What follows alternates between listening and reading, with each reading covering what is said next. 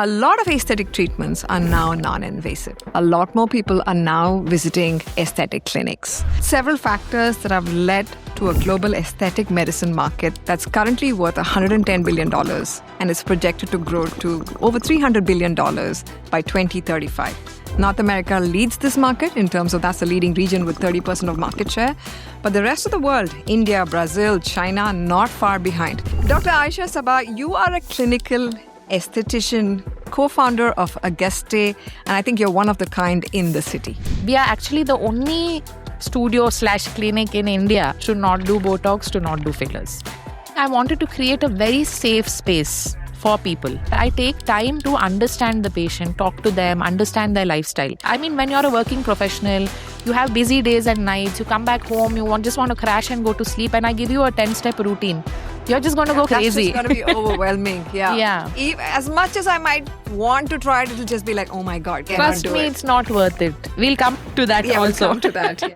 This episode of the Lakshmi Rebecca Show is brought to you by Makers, a borderless creative agency. Makers offers strategy, branding, design, campaign, video, and podcast solutions to large and fast-growing brands. We also offer a unique book a cruise service across 100 countries, providing you with curated and managed professional video crews anywhere and anytime you need. Talk to us for your next creative requirement and we will scale your brand with you. Check out our work on www.makers.com. That's www.makers.com. Thank you for watching the Lakshmi Rebecca Show. Do hit subscribe and click on the bell icon so you'll know when we drop a new episode.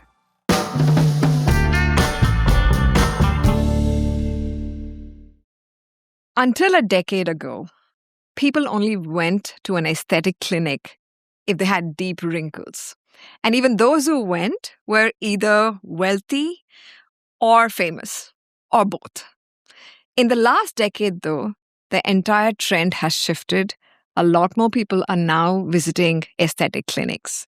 And there are a few factors contributing to this, and this is also happening across age groups, right? So, factor number one, millions of us are now on camera, on Zoom, in Google Meets, etc., and on social media. So we're much more aware of how we look to other people, and we're also exposed to a lot more people looking at us, right? We have a lot more exposure to how good people can look in their 50s, in their 60s, even in their 40s for that matter. So our points of reference of what's considered great skin, good looks, has massively shifted in the last decade. Number three, a lot of aesthetic treatments are now non-invasive. 10 years ago, if you wanted to really look younger, you'd have to go under the knife. Recovery time was longer. Now you can literally nip into a clinic or a studio in your lunch hour, get a collagen boost by maybe trying some red light therapy or whatever else, and go back to work so the downtime is much lower. It's also much more affordable. Number four, busy tech professionals, corporate executives, and remote workers all want to look good into their 40s and 50s. They've worked 20, 25 years to get to where they are, and they have another 2 decades left. There's still steam left in them. There's still a lot more to achieve, and it's important to look good in the meetings, at work, on stage. And the final one, and this was something interesting that data threw at me, and I did not know this until I started thinking about this episode. People in their 20s and 30s are now investing in what's called projuvenation, right? People like me are doing it to preserve what we have and maybe make it a little better so it lasts a little longer. But people in their 20s and 30s are investing in proactive skin resilience so they can look younger, longer, and they can avoid, more serious treatments later down the path. Now, these are all several factors that have led to a global aesthetic medicine market that's currently worth $110 billion and is projected to grow to over $300 billion by 2035. North America leads this market in terms of that's the leading region with 30% of market share. But the rest of the world, India, Brazil, China, not far behind. We're also seeing a huge rising trend in people going to other countries for treatments. Countries like Colombia, Turkey, South Korea, Thailand, right? They've become major hubs for both invasive and non-invasive aesthetic procedures. Now, let me pause there for a second. Because I have to admit, after seeing all the data, that I feel a bit late to the party. And I was almost 46 before I came to you. And I had also, like most people, seen enough ads and videos on Instagram and done enough research on Gemini and tried a few products and realized, listen, I can't crack this on my own. I better show up to an aesthetic clinician and figure out what I need to do. Because I was like, I want to look good on camera now, 5 years from now, and another 5 years from now. Okay. And I'm not alone in this whole experimental process that goes into finding the right, I guess products and procedure, anything. Or even the right doctor. So I'm very glad at the first strike, I did land up at your studio. I'm very glad. Dr. Ayesha Sabah, you are a clinical aesthetician. You're a skin specialist, co-founder of Augusté Skin Luxury Facial and Medi Facial Studio in Bengaluru. And I think you're one of the kind in the city. Yeah, actually, we're the only one in India with the kind of theory we have and the kind of practice we run. Right now, we're the only one in India. So excited to have you here today. What's exciting for me especially is that you actually specialize in non-invasive anti-aging treatments, and collagen stimulation and pigmentation management, most common issues that everybody must be coming to you for today. Yeah. My first question to you is, let's go to the basics. What is clinical aesthetics? So clinical aesthetics is when you don't want to go under the knife. Now, aesthetics in general is Botox, fillers, some lasers. But when we go into the clinical side of it, we're actually understanding the root cause of your issue. We're trying to understand what kind of skin you have, what kind of lifestyle you have, and then we build your program based on that. And I think in 2026, we actually have access to the best devices in the world. So it makes it so much more easier to be non-invasive. What does it take to become a clinical aesthetician? Like how many years of studies and what all did you have to study? What's the total investment that you've put in to get to this level of expertise? So it does take a while. For me, honestly, my journey has been a little different. From the time I was a very young little girl, I always was into skincare. I always knew where I'm going. So for me, it was all just taking the steps to go that way. So when I went to the UK and I did my medical in University of Glasgow, I got a lot of exposure, not just in the medical and clinical side, but I actually got to experience skin in a very different way because the population in the UK has more of rosacea. They have very sensitive skin, they have acne. The issues what you would face in another Asian country is something very different, like pigmentation, uneven texture, dullness. So I actually got insights into treating different kinds of skin. Even before I started practicing. Mm-hmm. And that took around 5 years. And after I reached the end of it, I started realizing that I need to learn much more because it's also understanding the epidermal part of your skin, which you actually learn through different courses. Then there's another course to learn about lasers. Then there's another course to learn just about peels. Then there's another course to learn just about exosomes. So, once you get into that wheel of studying and learning and understanding what path you want to go in, you end up doing like 10 courses. You're 2 years down the line if you're going to be spending the money. In the UK, you end up spending around 4 to 6 crores till you reach the end with all the extra courses and everything. And once you come back, you still have to do few courses even in the country you're going to, reside and practice in. So I think this is an approximate amount to be ready for. So... Nice. And your clinic or studio looks beautiful. It's a luxury studio. How much did you invest into that? So usually people hire other people to build the studio for them or the clinic for them. What we did was we actually jumped in ourselves where we helped with the designing, with the establishment of it, searching for the place, sourcing for everything. So you're very hands-on in setting up your own studio. But the benefit of being hands-on is you actually save a bit of money too. Yeah. And also I noticed that everything's very curated. Yes, yeah. Like even for example, you walk into the restrooms, everything's clean and laid out and everything smells beautiful. Yeah. It's thought through. It's very detailed. Yeah. Like when you enter the studio, the first thing is your lobby. A lot of people keep smaller lobbies, but we wanted to keep a bigger lobby because that is your entry point into the space. You need to make a person feel special. You need to make them feel like I'm not entering just any other clinic or hospital. Yes. So our total investment for the place, this includes the device, this includes all the products, stocking and everything, would be around 10.5 to 11. Got it. Okay. When you start and when people quote you, they tell you in 4-5 crores you can open it, but you start buying everything, you start getting deep into it, you end up spending quite a bit of money. That is only if you want quality stuff. Yeah. I mean, there are a lot of people who compromise on the devices, compromise on the products. They end up buying, like fake products, Chinese products. But I always wanted the best. And I never wanted to compromise with anything we had in the space because this is all about people coming in to get the best. So, how long before you break even with a clinic like this? Just purely in terms of the investment into the studio itself. So, usually for something in this scale, it should take around 4 to 5 years because it's a much more larger investment. And it's such a boutique practice as well. Yes. This is limited to 10 to 15 people per day to give a very curated experience to everyone. I don't like the sheep in the lobby where everyone are looking at each other like, what did you do? So this is a very curated thing. It takes around 5 years, but touch wood, it took us 2 years. Wow. But it is not something that everyone can expect. There's a lot of hard work that goes in to recover what you have invested. There are lots of ups and downs. There are going to be times when you're going to cry and wonder, why did I even do this? Yes. We'll get into the entrepreneurial journey. I have lots of questions on that. But what's very fascinating is you broke even in 2 years, despite the fact that you say no to a lot of asks from your customers, from your patients. Right? I think that's the reason I broke even quicker.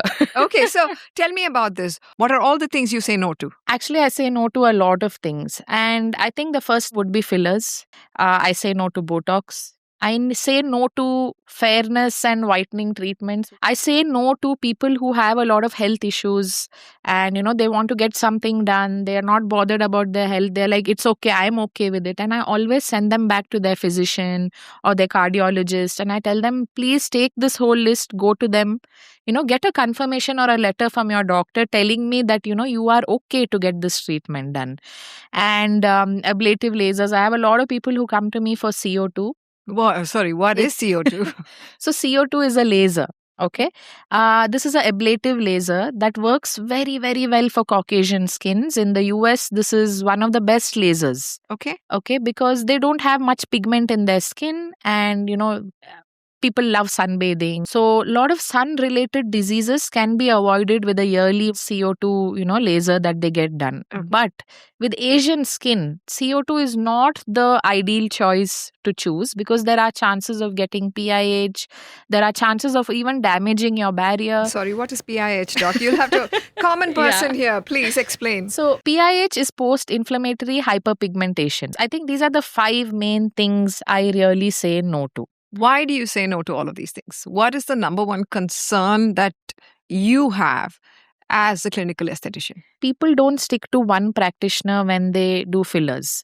They keep changing their practitioner. So what happens is if one practitioner believes that 2 ml is enough for your whole face or, for your lips or your under eyes, there may be another practitioner who feels 8 ml is okay. So a lot of people end up feeling overfilled. See, the thing about fillers is how much ever you dissolve them, there is an underlying layer under your tissue. So you never get rid of it ever. What I tell people is, if you have volume loss on your skin, that is because of something we have done and not looked after in our skin. It's very important to make sure you take the right choices. For example, one of the most common things I have young girls coming to me with hollow under eyes. A lot of girls from Dubai. Okay. And everyone these are young girls. Young girls, 20, 19, 22, that age. I guess down to the screen time. Yeah. That's one reason, but it's also genetic. Okay. It can be a genetic thing where, your mom had it or your father has it. Now, this is also the structure of your face, the bone structure, the way your face is.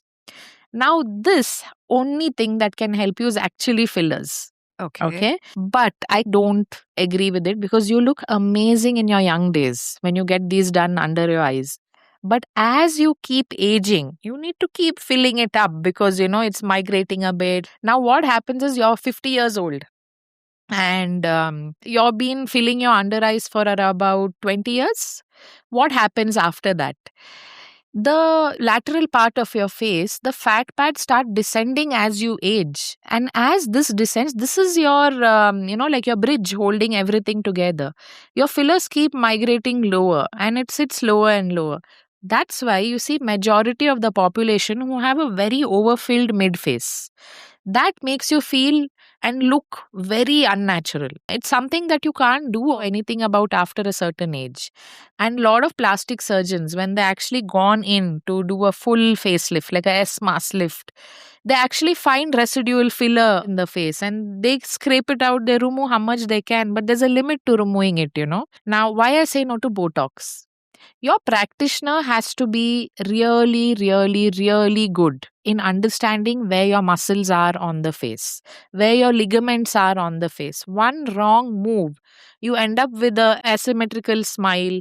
You end up with one eyebrow. Yeah. Or you can't move parts of your face. Yes. Yeah. And you've seen that so much, especially with celebrities. You see that, oh my God, that part of their face is not moving. Yes, especially the upper part. If you want to express, you're never going to be able to raise your eyebrows. And I think aging gracefully depends on how you show your expressions. It all comes down to who's injecting. How much are they injecting? Are you doing it at the right place? Because we all get tempted to choose someone who's cheaper. The people who have experience are very expensive. How much does a regular Botox thing cost me at a local clinic versus with somebody who's like really a good, super good expert? So you can find Botox for 5 to 6 INR. Okay. Also 5 to 6,000 INR. So that's like $800 maybe. Yeah. And you can find someone who's going to charge you maybe like a $6,000 kind of. So that's 10x. Yeah, so that's 10x. A 10x price. But that price is not according to the product. It's according to the education that person has. The skill taken. level and the experience level. Yes. Injector programs, for you to learn to be such a good injector, the fees for that itself is so high. So obviously the practitioner charges you a higher amount. You end up looking better. You get a safer treatment, but you end up paying more. What are the other core values that you run your studio by? Because I know you have a very almost an anti-commercial stand. Yes. So tell me about that. I think when we started our journey to open this clinic, the first thing what we did was we did a little bit of market research where we went as clients to other clinics. How many clinics did you go to? I think at least 10 to 15, over a period of time. We Across were just India? Everywhere. Thailand, Europe, Middle East. I wanted to experience what they had special, what were they giving us. I think everything was a sales pitch. From the minute you walk in till the minute you pay your bill and you exit out, you're constantly being told to buy something. You're constantly being told that you need something or there's something wrong in you. And by the time I exited the clinic, I really felt bad. And I felt bad about myself. Yeah. Like the way I looked and, I was like, oh my God, something's wrong with me. Something's wrong, yeah. Yeah. And I think I wanted to create a very safe space for people. Hence, when we opened, we made these few decisions that we wanted to go with. One is no overselling. Whether it's a product, whether it's a treatment. In fact, you don't even sell. I'll tell you. I've come twice to your studio now. Yeah. I remember the first time I walked in so gingerly. I was like, I hope they're not going to sell 400 things to me. I've seen that happen before. We did a hydrofacial, right? You only charged me for the hydrofacial. You did not charge me for your consultation, which I thought was very unique. Yeah. Although you gave me your time. Yeah. The second thing is you literally asked me to change 2 or 3 things in my entire routine, and that 2 very small things. You changed my face wash. You asked me to add a retinol, I think, gel cream thrice a week. Yeah. And there was one more thing, sunscreen. Yes. You gave me a sun stick that made my life much better. And you told me I'll see you in 8 weeks see how it goes. Yeah. And also what was fascinating is whatever products you switched me on to, they were not from you. You just literally sent me the links, the Amazon links and whatever other platforms were selling it. You're like, go buy it yourself. Yeah. Right? Yeah. And that is very rare. Yeah, it is. You felt like we prioritized you. I take time to understand the patient, talk to them, understand their lifestyle. Based on the busy schedules that you had, I felt the best thing would be to give you a very subtle routine. I don't want anyone to feel overwhelmed by skincare. I mean, when you're a working professional, you have busy days and nights, you come back home, just want to crash and go to sleep, and I give you a 10-step routine. You're just going to go crazy. That's just going to be overwhelming. Yeah. As much as I might want to try it, it'll just be like, oh my God, cannot Trust do me, it. It's not worth it. We'll come to that Yeah, also. we'll come to that. So you were talking about the young women who come to you. Let's say I'm 20 years old. Yeah. And I want to approach an esthetician. What should I be looking for? What are the parameters to consider? Like, of course, if there are, let's say, some cosmetic or skin issues, then that's a very different type of intervention. Yeah. We're not talking about that on this show. We're just talking about maintenance. We're talking about how we look and how we feel about how we look. So we're being a little bit more superficial, but that's what we're doing, right? See, I think you're at that very nice age where you actually get to build the foundation of your skin. I don't believe in the 10-step Korean routine, what all the 20-something girls and guys want nowadays. I'm completely against it because, it all depends on your skin tone and your skin type. Somebody who's Korean and who has a 10-step routine, these products are built for their skin type. But if you are from India or maybe like a Middle Eastern country, your skin is completely different from a Korean person's skin. And you're putting 10 different things. Now, what happens is either you get acne, either your pores are congested and clogged, or you end up looking too oily. And it's not sustainable. So for a 20-year-old girl or guy, what I always tell them is your mornings are very important. When you go to college, when you go to school or whatever, you wash your face in the morning, you apply a good moisturizer which has ceramides, and you apply the best sunscreen. This is your biggest anti-aging tool in your bag. Reapplication of sunscreen, wow, you're going to look 40 when you're 60. Okay. But you need to start early. Okay. Your daytime routine is defined by protection. And your nighttime routine is defined more of healing, regeneration. So I always tell young people, have a simple morning and in the night, wash your face, apply a good cream. It can have some active ingredient like maybe a azelaic acid, a vitamin C, no retinols when you're 20 for sure. But you can have a nice moisturizer. So this will actually keep your skin looking good for longer. Once you hit 28, 29, that's when I recommend you start your anti-aging journey. Okay, so that was going to be my next question. If I come to you in my 30s, right? Basically, what am I looking to achieve? I think the main thing is not allowing laxity to set in the next 10 years. In my 30s is when laxity sets in? No, when you're 40, it sets okay. in. So we start when you're 30. Okay. So when you're 30, we start with collagen inducing. Procedures. See, I told you I'm late to the party, but please continue. Yeah, I think not going too aggressive also. I think your skincare is changed. You get on a good retinol. I don't suggest over-the-counter retinoids. I suggest more of, like combination retinoids that have hydrating ingredients. So you don't get purging, you don't get dryness. You have a more glowy complexion next day in the morning rather than dry, flaky skin. So starting your retinoids, having good collagen-based treatments. Now, RF, radio frequency. This is something anyone who just turns 30, this is like their birthday gift. So this helps build your collagen. Doing it in a year 4 or 5 times helps your skin retain all the collagen, keeps your elastin fibers healthy and nice.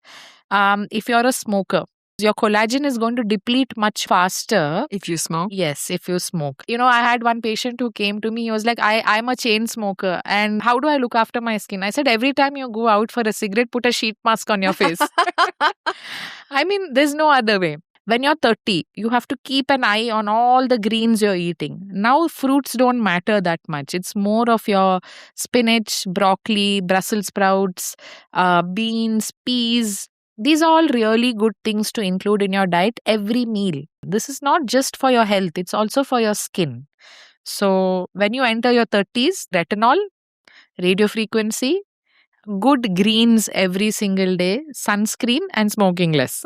Okay. Yeah. And in your 40s? See, when you're 40, already there are few signs of aging. Your skin quality may be great. Like some people have amazing skin quality. That's also genetic. Yeah, it Yeah. is. Now, how do we fix the inner layers of your skin without surgery, without making incisions? That's where the non-invasive devices come in. Like someone who comes more with a bony face, we have to make sure there's no fat loss in the coming years.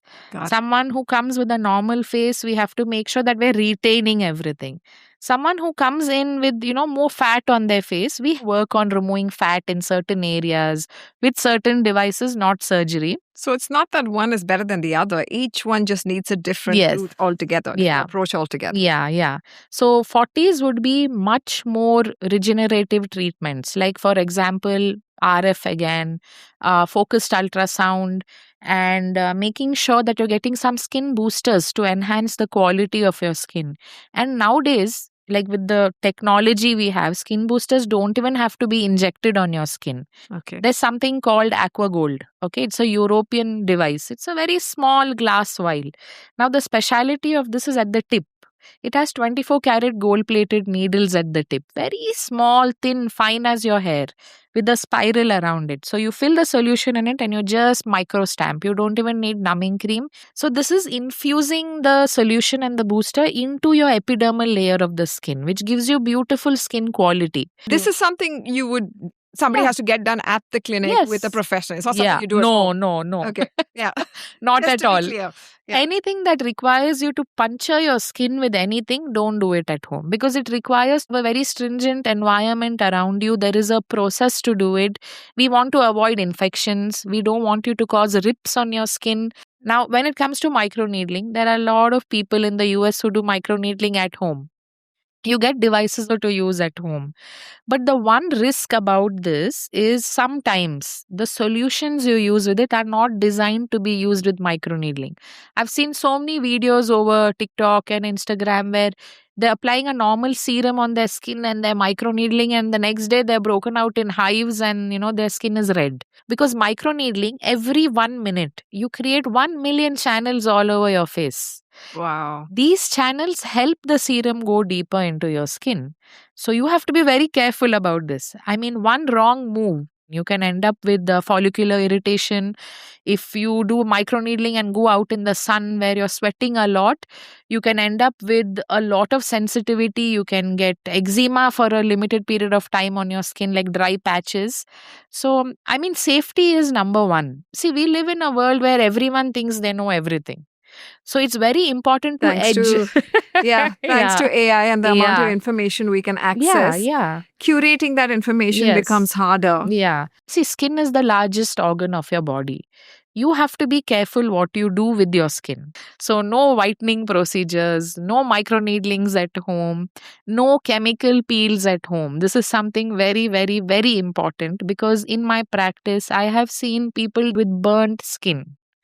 Completely burnt skin because you get everything online nowadays. You can get a 70% peel online, and this 70% peel, once applied on your skin, if you don't know how to use it properly, you end up with post-inflammatory hyperpigmentation, full crusting on your face, full peeling for the next 3 months. Your whole life becomes fixing it. So making sure that you take these steps to be careful and safe. Don't believe everything you see online. I mean, Instagram may tell you, I just used a glycolic 60% peel and I'm feeling great today.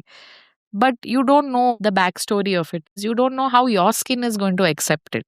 When I was last at your clinic, I asked you about why you have this philosophy, right? About saying no to a lot of things, being non-invasive. Yeah. And you told me about some of the things that you've seen, for example, when you were in the UK and training at the NHS. Yeah.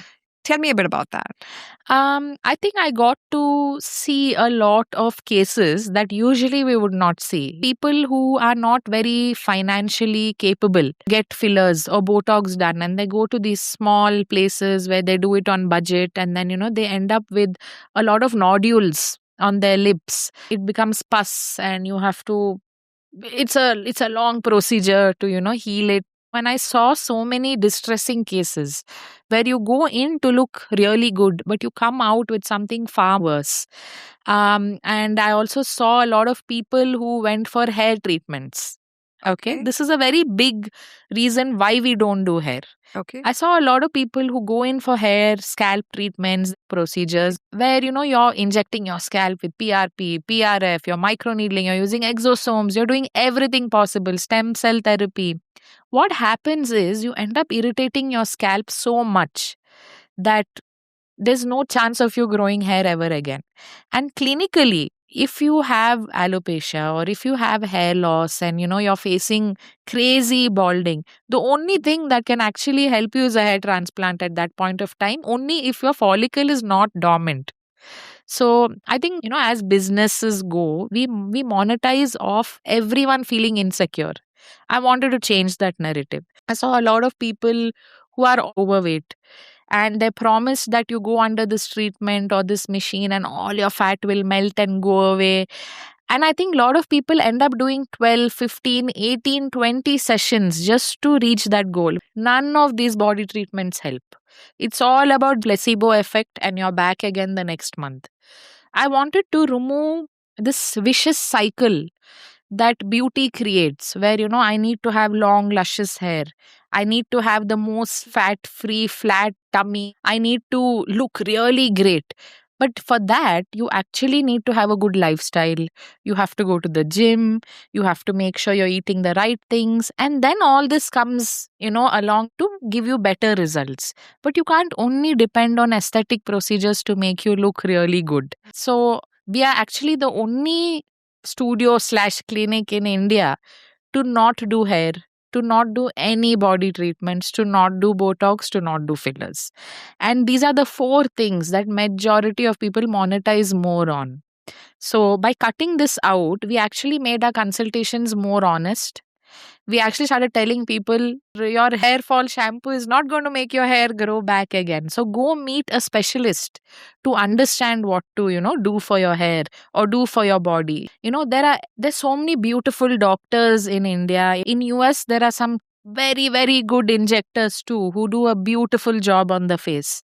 But everyone has their specialty. So what I wanted to create was a space where people come in to feel that I am treating my skin or my face with the best person. And also in a way that's suitable to me. Yes. That's personalized to me. Yes. And it's not a copy-paste formula. Yeah. See, chain clinics will always follow a copy-paste formula, because that is how their business model runs. Now, the only reason we have no plans of being a chain clinic is because if you become a chain clinic, you have to run on this model. Otherwise, you cannot run, technically also. Yes. So the intention is very much to stay boutique and stay specialized. Yeah.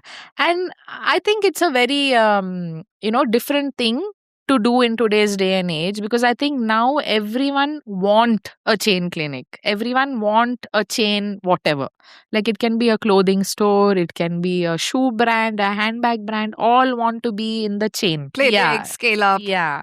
But you can't directly start big and scale up. You need to start slow. What you're also trying to say is sometimes there are some things that don't adopt to scale. Yes. That's also a valuable thing. It's like having your community doctor or a GP. Yeah. That is not about scale. You want a relationship. You want them to know your history and you sort of. I want them to know that I am here, like throughout your journey. Whether you go for a trip and you come back sunburnt or you come back with a lot of pigmentation, I want them to know that I am here to help them in the best way possible, without causing more harm to your skin. Fascinating. So, there are a lot of words, new terms that we're all learning every day. Yes. TikTok, Instagram, and wherever else, ChatGPT, Gemini. Right? Yeah. So I want to put some terms out there. And I was wondering if you could tell me what's a claim versus what is a fact. Yes. Okay, so let's start. Oral collagen supplements. Complete claim. I would say a complete myth also at the same time. Collagen consumed orally cannot give you the effects of what you can physically do on the skin to increase this collagen. So, no. What about other oral supplements? Hyaluronic acid, ceramides, zinc. This was the most recent thing I saw last night on an Instagram feed. So, see, honestly, I love zinc. Okay. Yeah. But the first two, I would not recommend orally. Okay. Ceramide should be applied tropically on your skin. Hyaluronic acid should be applied tropically on your skin. Zinc works very well for people who have acne prone skin. Oral zinc supplements help So it's reduce not for that everybody. inflammation. No, I don't think any supplement in the market is made for everyone. It has to be curated. The other trend I'm noticing now is a lot of clinics now offer it, or wellness studios now offer it. Yeah. The Glutathione IV. Oh, yeah. That's very, very controversial. So, Glutathione IV is a natural antioxidant. Think of it like a super antioxidant. This is naturally produced in our body in very small levels. What we do is when we infuse it orally or through IV, we are putting a larger dose. Now, you do a dose of maybe 800, 1200 mg, it's completely fine. But there are a lot of clinics dosing it with 2800, 3800, 5000, 6000 mg. These are all very high. It's not meant to be had in such high doses. Neither can glutathione IV drips make you completely fair and white.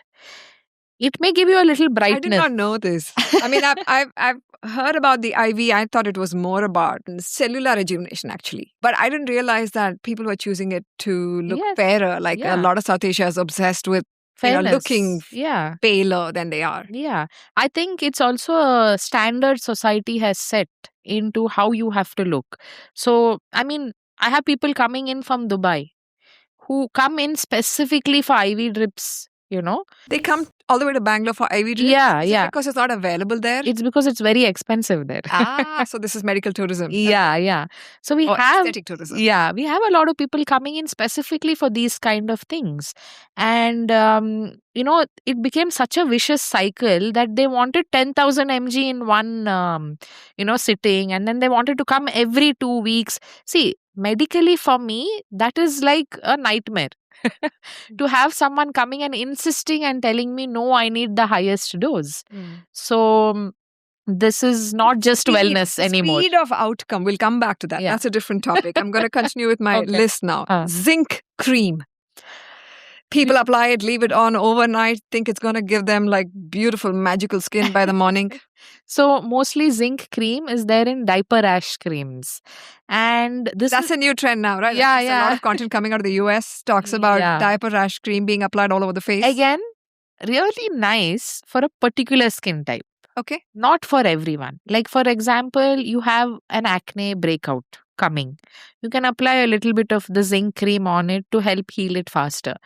But applying it all over your face as a mask can sometimes cause extra comedones to come because of the thickness of the cream. NAD+. Okay. So this is like a 50-50. Okay. I think NAD+ is a beautiful ingredient and it really helps you with vitality, to keep everything working well. So it's not just for your skin. It's not just for your skin. I am pro of NAD+ for sure. Okay. I think they have good research backing, a good understanding of what this does for your mind, body, skin, everything. XERF. Oh, this is something very, very, very popular right now in the US. Okay. So what's the claim and what's the fact? So XERF is a radio frequency device. So anti-aging. Now, what's special about XERF compared to the other devices in the market, what has previously been there, is XERF works on 2 wavelengths. Okay. It heats the dermal layer and it heats slightly the deeper, almost S-mass layer. So they claim that this gives better results. They're doing an amazing job when it comes to marketing.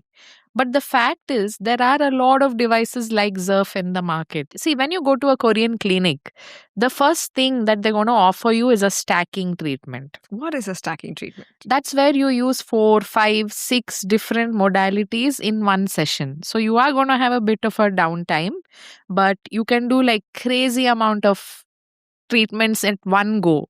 Is that a good thing? Not for everyone. Okay. Honestly, see, medically, for some people, maybe they need it. Maybe it works out for their skin type. But there are a lot of young people, who don't need it, who are going all the way there, getting all these things done. You get this glow up for maybe 2-3 months. And then after that, when it starts fading, then you feel like, oh my God, I need to search for the next thing. It's like a drug hit. Yes. See, XERF is a beautiful device, works very well. But I also think it is over marketed, because they have celebrities on board. They have Kim Kardashian on board. They have Priyanka Chopra on board. And I think all these people are setting the stage for everyone to understand that if you want to look like me, then you have to Try get XERF. XERF.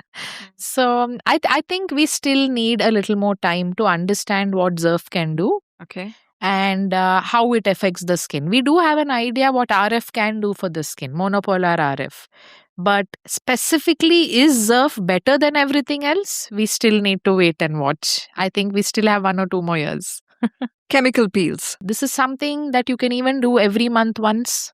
Okay. It really maintains your skin, your epidermal skin, can be used for pigmentation, acne, I didn't know this. I was so scared of chemical peels. In fact, you did my first one last weekend and I was like, oh my God. Like I was so nervous about it. I mean, see, chemical peels come in different forms. Okay. So there are 3 types of chemical peels. One is light, medium, and deep. Now, the deep ones are not for people who have tone and color in their skin. Okay, it's only made for Caucasian people who have heavy wrinkles and laxity. They go for deep phenol peels and, have transformational endings. But anyone else other than them who goes for a deep peel, it's going to be a nightmare. Now, when it comes to light and medium peels, these are the peels that are used mostly all around the world. So there's another category that comes between light and medium. These are the best peels, and most of them are made in Italy. Okay. So they have beautiful formulations, very, very low downtime, like almost no downtime. And it really works, especially for people who have acne. So I have a lot of teenagers who come to me with cystic acne. Everywhere they're gone, they only put salicylic acid peels. These Italian peels now available to us really helps give them a much more comfortable experience when they're dealing with hormonal acne, cystic acne, because it's not as harsh. It has a better healing process also. Got it. So a peel over a facial? Like your regular parlor facial? Yes, of course. A peel can do something that no facial can do. It can really give you wonderful results. And you can do it once a month. That's what I'm saying. It. Long term. But it depends which peel. Again, your practitioner has to really know what they're doing to your skin, because most of the peel protocols what we have are done once a month. Scrubs. Facial scrubs. When it comes to scrubs, we always have the mental placebo effect that if I scrub my face with something, I'm going to be glowing. My skin feels smooth. I'm going to look better. But actually, underlying what's happening is you're getting micro tears. At the same time, you're increasing your pigmentation because of the friction. This is something a lot of people don't tell you when they sell you the scrub. Especially South Asian skin, right? Yes. We sell a lot of scrubs here in India. I mean, it is a mental thing also that you just need to keep scrubbing. That's not how it works at all. I prefer a chemical peel to a scrub any day. Interesting. Lasers. I love lasers, especially non-invasive devices and lasers. But again, we need to be very cautious. There are a lot of ablative lasers, like there's CO2, there's erbium YAG, which are slightly ablative to the skin. I kind of stick to a territory that is more on the non-invasive side, non-ablative side. Got it. Botox. I mean, claims versus a crowd facts. favorite for sure. I think it all depends on the person injecting it and the person getting injected. If your practitioner is really, really good, go for it. But if you feel that you're not going to stick to her for a long time, then don't go for it. Because if you keep changing, your face is going to keep changing every 10 years of your life. Yeah. So no. Fillers? Never. I think that is something that I would always be a 0% on. Very, very easy to go wrong. It's not about the doctor, the practitioner. It's about the patient here. Okay. Because you never feel that it's enough. You always feel like you need more. It becomes like a fueling addiction. So no for fillers. Okay. Glass skin. Very controversial. And so many claims. 3-hour mask and you end up with glass skin. Yes, I know. I think Indonesia, Singapore, Korea, Japan, all around the world, people are going crazy over glass skin. But we all forget to understand that your skin naturally cannot be glass skin. You need to have some kind of medium on top of your skin to create the reflection of the light. I mean, can you put a matte finish moisturizer and expect your skin to look like glass skin? No. So, there are three main factors when it comes to glass skin. One is the texture, second is the light reflection, third is the tone of your skin. So, Asian skin, it's more possible for them to get a glass skin. The kind of shine you have on your skin when you apply like a really nice moisturizer, that's what creates your glass skin. You're never going to wake up in the morning, With glass. look in the mirror, and be like, oh my God, my skin's glass skin. So let's say someone with Caucasian skin wanted to strive for glass skin. So there are three things to tackle, is what you're saying. And even then, it may or may not work, because what your skin naturally is what it is, and it's only going to be improved from the baseline rather than becoming something else altogether. Yeah. Okay. What about for Indian skin? Not really possible. I mean, as I said, for Indian skin, we have texture and we have pigmentation. These are the two biggest enemy for glass skin. And, we can't change the biology of our skin completely. So what I always tell people is glass skin is possible, but not the glass skin that you see online. This is your own Indian version of the glass skin. Yeah, it's a more Indian version of it, where, your tone will be much more even. You'll have a better texture. And when you apply all your sunscreen, moisturizer and makeup, then you'll glow like a diamond. Okay. Barrier repair creams. One of my favorites. Okay. Barrier repair creams really, really work. And when do you use them? Who is it for? For anyone who's used actives excessively. Now, this is specifically for the kind of people who go through the 10-step routine. They're excessively buying skincare online because on Monday you see that glycolic is good for your skin. And then on Wednesday you see that you need salicylic. And then on Thursday you see that, okay, I need some lactic acid in. And you buy everything, you're doing a lot of skincare, too many actives in your routine. And suddenly one day in the morning when you wake up, you're all red, you feel inflamed, you feel like you're getting acne, you feel like you need something to heal your skin. That's where barrier SOS repair creams come in. These are high-end ceramides. It helps build your skin barrier back, but it takes some time. Okay. Injectable moisturizers. Maybe a 50-50. Okay. Because I've seen a lot of people who have had beautiful results with this. Okay, like hyaluronic acid injected. Remember I told you about Aqua Gold? So this is something where patient selection is very important. Okay. So it's not for everyone, basically. It's not for everyone. Like I have a lot of people coming and asking for it, but I don't feel their skin is suitable for it. So injectable moisturizers work very well for people. You keep applying moisturizer on your skin, but you never feel like you're hydrated. You feel like there's a lot of dehydration in your skin. You see these small, fine lines and wrinkles starting to appear. For them, this works out very, very well. Because this is something you're directly infusing into your skin to create moisturization. You're not just applying it on the surface or tropically. So typically, would this be for somebody who really has dry skin or has aging skin? A bit of both. If you have dry skin, you are going to age faster. Okay. That's one downside. So when you have dry skin, you have dehydrated skin, you're seeing those fine lines and wrinkles. That's when you start getting a hyaluronic acid injected or micro stamped into your skin. Okay. The next one is microneedling. This is one of my most favorite. I don't use any lasers for acne scars. Okay. Honestly. The only thing that I use in our whole setup in our studio is microneedling. And we specifically use the Dermapen 4. It's one of the best devices, works very, very well. Without any energy, without, melting any fat. We actually work on remodeling your tissue to give you more smoother surface. A lot of people do say that if you have very deep scars, you need ablative lasers, you need to go deep, you need to create the remodeling. But if you see the kind of results I have seen with microneedling over the years, I think anyone would become a believer in it. And I think it's one of the most safest way to go about anti-aging. So I actually tell people 3 times a year, do microneedlings. Now you can choose the ingredient. You can do them with exosomes, you can do them with PDRN, you can do them with some brightening ingredients. 3 sessions every year will maintain your skin so well. This helps collagen production in your skin. It helps you with the texture and tone of your skin. It helps even thicken the skin under your eyes. So people who have hollow eyes, when we actually do microneedling around their eyes, they feel so much better because the thickness has increased. So microneedling does wonders, different kinds of applications. Surgical scars, keloids, acne scars, pores, and also, if you have too much of wrinkles around your eyes, microneedling works beautifully. Okay, so that sounds like your magic wand. Yeah. Microcurrents? Maybe a no.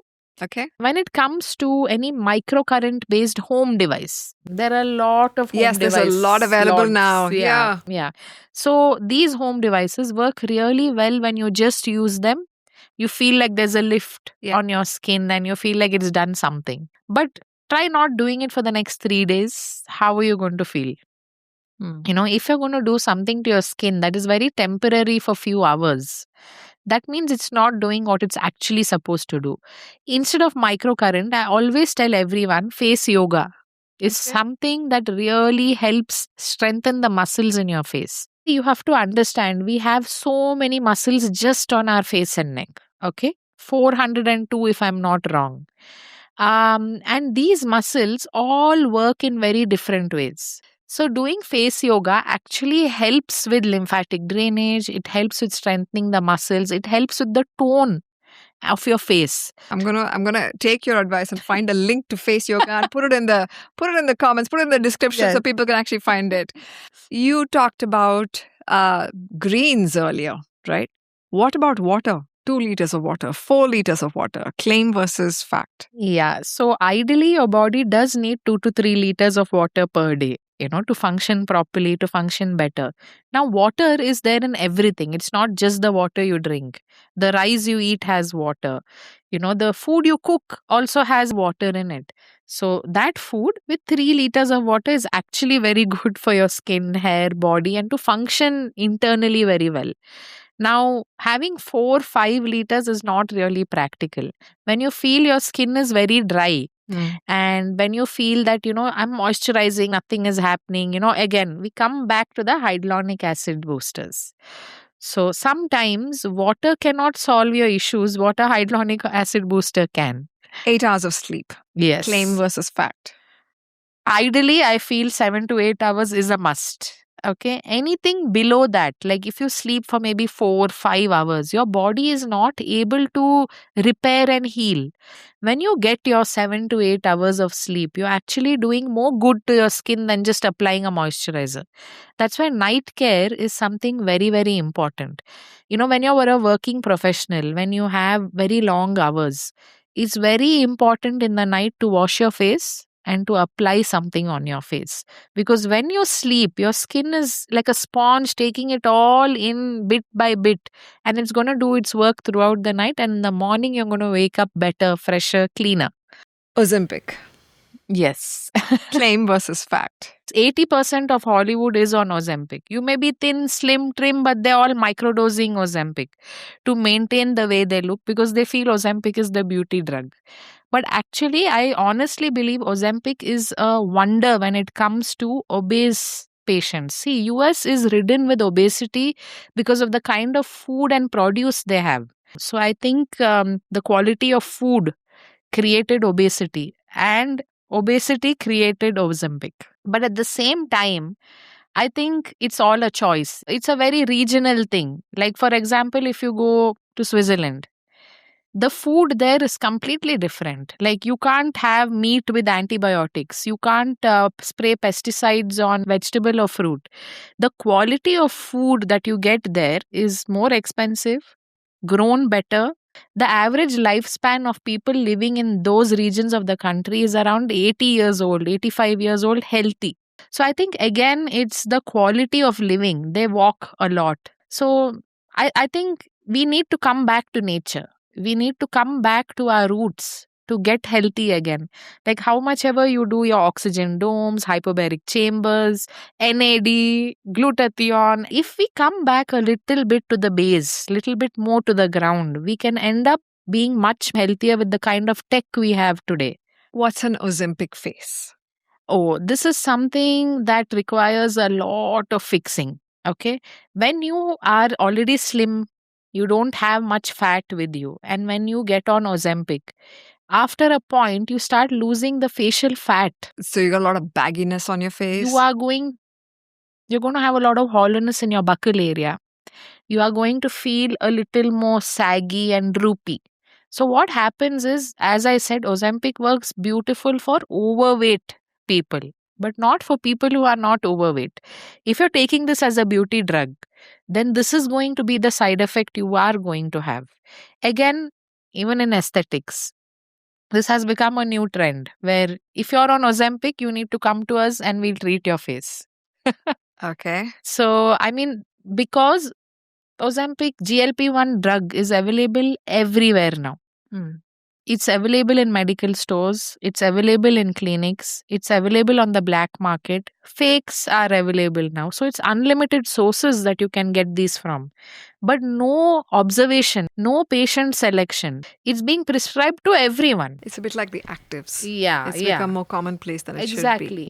My fear is in the coming years, everyone are going to get so dependent on it, and then we are going to have a different set of problems in the aesthetic industry. People see Jennifer Lopez, they see Shakira. Yesterday was my birthday, and my friend wished me saying, "May all your wishes come true." And I'm like, "Yeah, I want to look like Jennifer Lopez when I'm 57."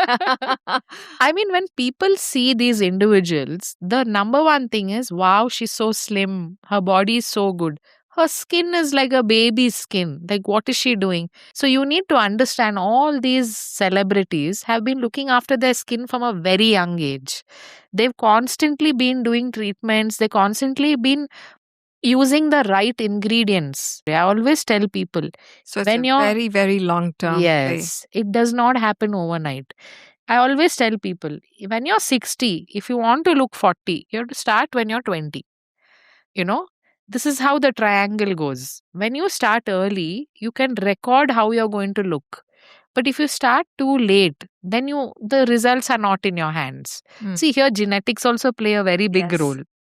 If your genes are made to age faster, we can only help you maintain it. End of the day, a facelift is a facelift, Last resort. But not everyone is open to it. That is where the aesthetic industry now is entering a non-invasive era, which I think is the best. I think we were far too long into the filler Botox, era. Facelifts. Yes, facelift era. Now we need to move forward. We need to look more natural, more lived in, and at the same time more graceful. As we age. Yeah. My last one on the list on claim versus fact is LED light therapy. Okay. Very, very subjective to which device it is. To have a good LED light to use at home, it must have diodes. It must be a medical grade LED device. Then it is able to penetrate that depth of light into your skin. I feel LED is one of the most revolutionary products ever launched because right now LED is even used on your pets.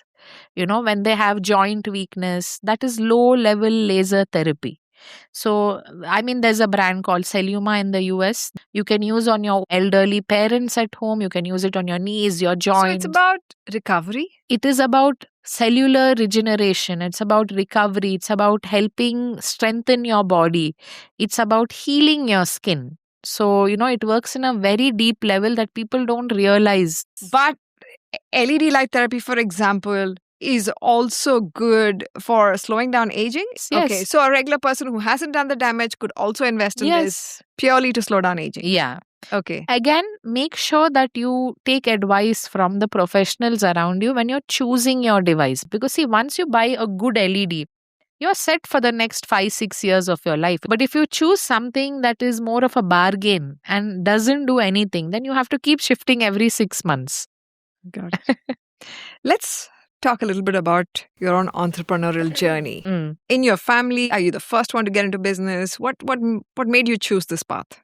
So I do come from a family and a surrounding where a lot of people are into businesses. I think we all have that streak in us to be thinkers. And we also want to be perfectionists. But I think what made me start this, I wanted to create a very, very authentic environment. And I thought if I don't be the change, then I can't expect someone else to be the change. What's the hardest thing about being an entrepreneur? I think the nights when, you can't sleep, you have something running in your mind and you need to fix it, and you need to fix it now. I think a lot of people have a misconception. If you are the boss, you get to relax and chill and, take it easy. I'm the boss. I get to do what I want. It's the complete opposite. It's just a lot more responsibility. Yeah. You end up being part of every single division. Like you're part of social media. You have to be a part of your marketing. And it was very overwhelming for us in the first year. Everyone tells you, oh yeah, it's just going to be a little hard, but nobody tells you the actual backstory and how you market the place. Something. Yeah. And we are in a age now where everything is a competition.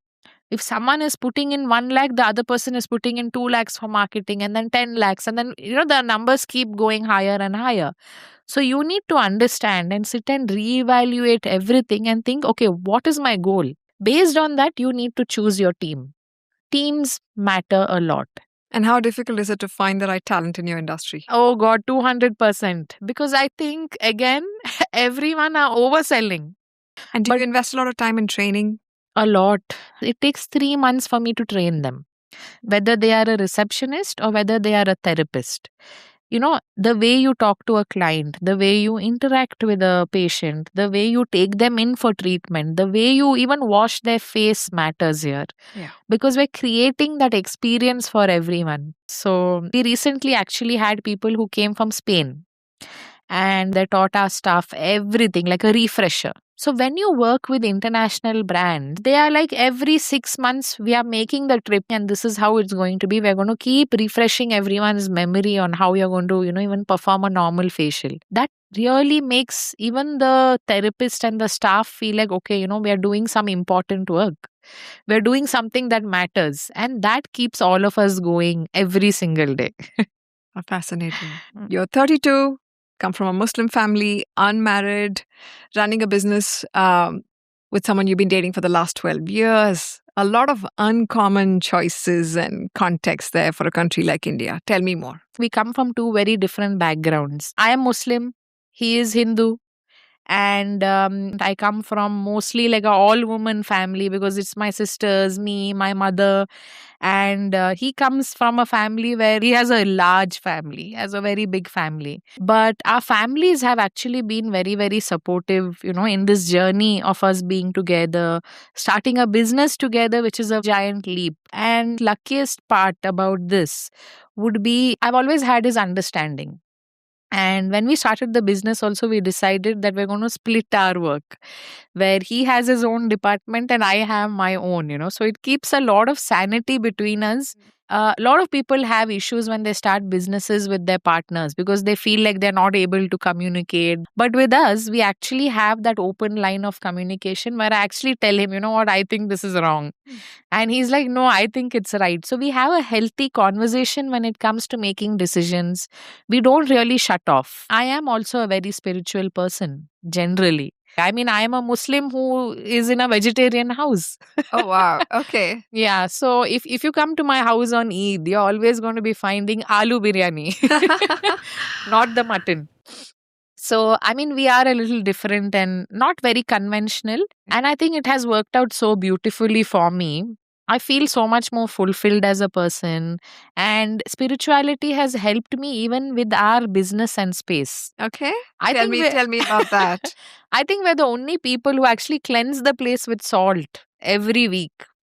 Because, see, we also have to understand scientifically, we all carry and hold our own energies. Yes. So every time we are moving around, we go somewhere, we meet someone, we're leaving a bag of our energy and taking the opposite person's energy.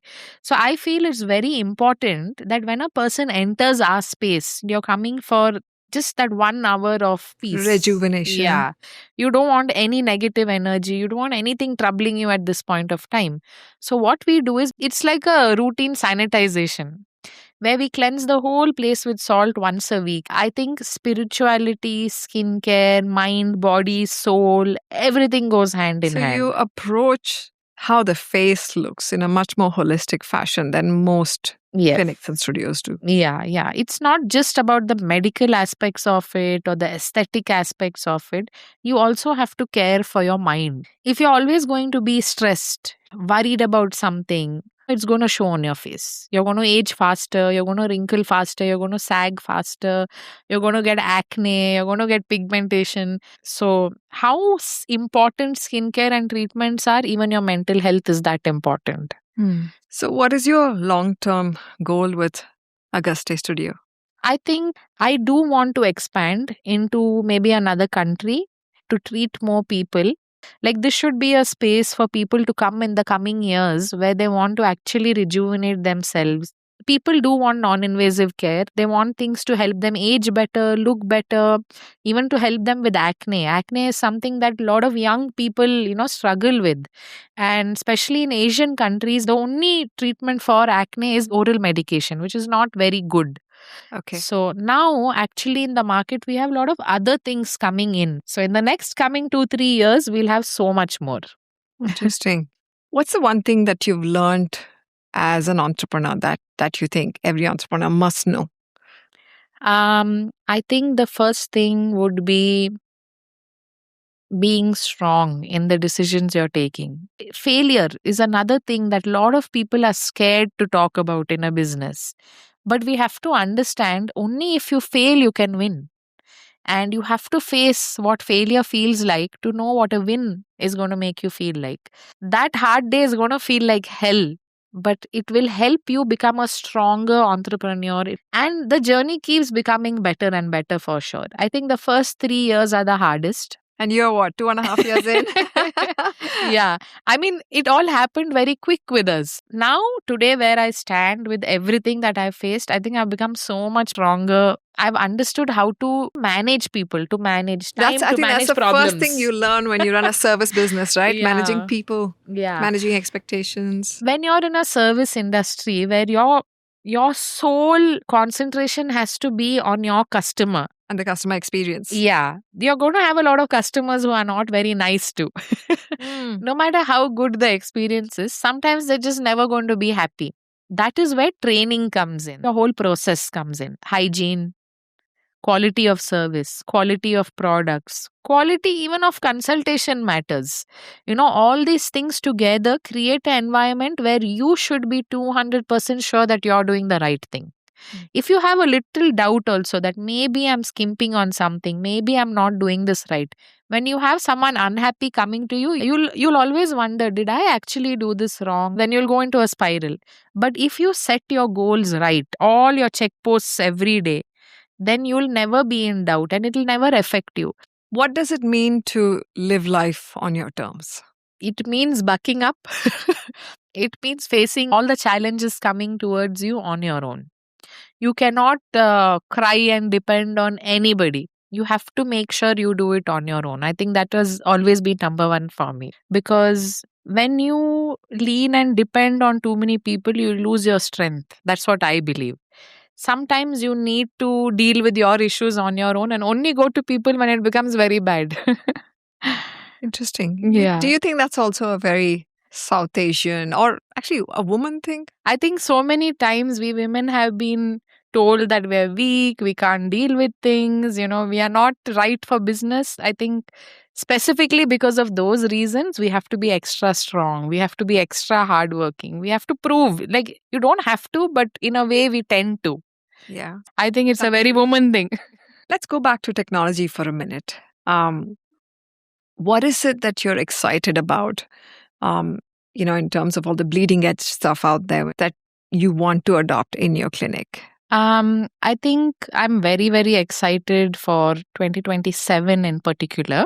Okay. Because I know there's going to be a lot of tech for non-invasive skincare that would have gone through a lot of research. And we'll have a lot of case studies in 2026 to be ready for 2027. So I think people are going to have more options. So 2027 for sure is a very exciting year. Before we close, is there anything else you'd like to add? Yes, I wanted to know, why did you choose me? After you met me, what made you feel like I would be a good option For the show? for the show? I mean, you wouldn't be the first esthetician that I came to, although I've shied away from going to an esthetician. Maybe once in my life before I've gone, tried something, I didn't like it, and I felt like I was being sold more things, more services, more products. In fact, a neighbor of mine recommended another clinic in another area in Bangalore where literally she would go get the consultation and they would also give her all the products. So she would be buying the products from them. Firstly, that particular clinic was too far from my home. So I did my own research and I found you. Your studio looks beautiful. Everything looks very classy. The website is clean. And I'd heard a lot about hydrofacial. So I literally had called to book a hydrofacial, right? And then I met you. And I liked the fact that you don't do any sessions without a consultation with you. Yeah. So there was a consultation with you and you asked me a few questions. I didn't come prepared for that consultation. And in that session, you asked me to change 2-3 things. You changed my face wash because I was feeling like my skin was more and more dry with all the travel and the makeup going on and off. And of course, age. I've been using the same product since I was 26, right? So obviously at 45, those don't work. So that was the first thing you told me. But you also didn't go about changing 100 things. And post the hydrofacial, your team literally sent me the links to the products that I had to buy. And one was from Amazon and one was from somewhere else. So it was so easy for me to buy what I needed and get it ordered home. Yeah. And you literally only changed my face wash, my sunscreen, and like 3 nights a week, like the retinoid gel cream. 8 weeks later, I was like, the face wash is fantastic. The sunscreen is fantastic. It actually works for me. And the retinoid cream too. And you also said, come back in 8 weeks and we'll talk more, right? You didn't try to sell me 4 things. We did talk about microneedling, but you left it open-ended, right? Like whenever you're ready, whenever you want to talk more about it.